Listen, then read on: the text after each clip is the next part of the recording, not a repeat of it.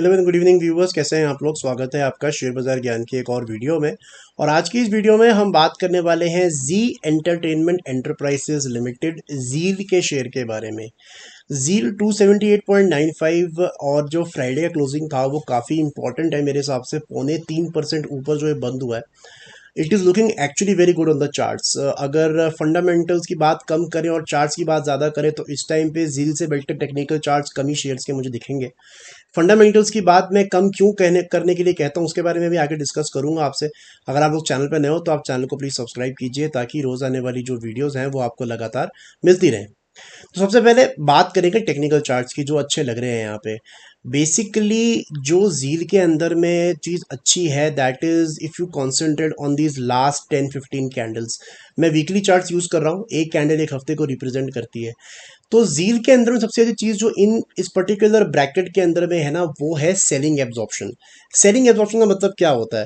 तो देखिए, रैली आना कोई बड़ी बात नहीं किसी शेयर के अंदर में। शेयर कभी भी कहीं से भी पिकअप कर सकता है, उसके अंदर में बाइंग अच्छी खासी अगर आ जाए तो शेयर अपना एक तरफा की रैली तो कर ही देता है, राइट। लेकिन उसका ट्रू टेस्ट होता है जब ऊपर से सेलिंग आए। सेलिंग आने के ऊपर में शेयर कैसा रिएक्ट करता है, that is very very important. तो मेरा ऐसा मानना है कि जो जील के अंदर में एक रैली स्टार्ट हुआ था 170 के लेवल से और ऊपर की तरफ में 280 रुपए तक गया, ठीक है। और उसके बाद में एक बहुत अच्छा इसने एक सपोर्ट बना दिया था अराउंड द लेवल्स ऑफ 250। मैंने जील के ऊपर में ना 2-3 वीडियोस पहले बनाई हुई हैं, if I am not wrong. 2 videos इससे पहले बनी हुई है जील के ऊपर में। और उस टाइम पे मैंने यही कहा था कि 250 के नीचे जाए तो ही इसमें से निकलना है आपने। उन लोगों को निकलना है जिन लोगों ने यहाँ इस पूरी रैली में कहीं ना कहीं पार्टिसिपेट किया हुआ है। 200 पे दे रखा है या 170 पे दे रखा है या 220 पे दे रखा है, उनके लिए मैंने कहा था कि 250 के नीचे बंद होगा तो निकल जाना। और यहाँ पे 250 के नीचे ये बंद हुआ भी है। तो एक बारी के लिए तो इसके अंदर में प्रॉफिट बुकिंग हो चुकी है, ठीक है। 250 के नीचे जब ये बंद हुआ तो ये जो पूरी रैली थी दैट वाज फ्रॉम 170 टू 290, ये ओवर हो चुकी है, ये वाला कहानी ओवर है, ठीक है। लेकिन अब जो हो रहा है this is a new rally, ये एक नया रैली का स्टार्ट है, इसका पिछली रैली से कोई देना देना नहीं है। अच्छी चीज अगेन क्या है कि जैसे यहाँ 250 के नीचे ये बंद हुआ है, रेड कैंडल बनाया, उसके बाद एक बड़ा ग्रीन कैंडल आपको दोबारा से देखने को मिला है जिसने पिछले 3-4 हफ्तों के हाइज जो है वो निकाल दिए। अगले 2 हफ्तों में क्या होता है, रिजल्ट्स आते हैं, रिजल्ट्स इतने अच्छे नहीं होते, लगातार रेड कैंडल्स दोबारा बनती है, लेकिन अगेन फॉलो अप बाइंग देखने को मिल रही है। So this is a true test of a chart जहां पे ऊपर से दबाव भी पड़ रहा है लेकिन नीचे से बाइंग भी हो रही है। सो इसका मतलब क्या है कि जो बागडोर है इस टाइम पे वो बायर्स के हाथ में है, सेलर्स के हाथ में नहीं है। ये हफ्ता और इम्पोर्टेंट क्यों है? बिकॉज इस हफ्ते इसने जो ये बड़ा रेड कैंडल बनाया था नवंबर के अंदर में, उसका जो हाई था दैट वाज 275, उसको पार करके क्लोजिंग दे दी है 278 279 पे, राइट। परफेक्ट होता जील के लिए अगर ये कैसे ना कैसे करके 280 रुपए का लेवल पार कर देता, this would have been absolutely perfect. वो नहीं हो पाया, हालांकि 280 तक ये गया था, but it doesn't really make much of a difference. अब क्या है जील के अंदर में खास बात कि अब नीचे की तरफ में ना ये 244 244 is now the next support. 244 के नीचे जाएगा तभी आपको इसमें से एग्जिट करना है। अगर आपने यहाँ पे एंट्री कहीं पे भी करी है तो आपके लिए जो सपोर्ट बन जाता है दैट इज 244। जो पहले मैंने 250 की बात करी थी अब वो 244 का सपोर्ट बन जाता है। दूसरी चीज मुझे अच्छी क्या लगती है जील के अंदर में कि अगर आप चार्ट इसका बड़ा करके देखोगे ना, तो मैंने ये एग्जांपल कई बार अपने वीडियोस में पहले भी दिया हुआ है। मैं 2 एवरेजेस यूज करता हूँ। जो रेड वाली है this is the 20 moving average, जो शॉर्ट टर्म मूविंग एवरेज है। और जो ब्लैक वाली है this is the 200 moving average.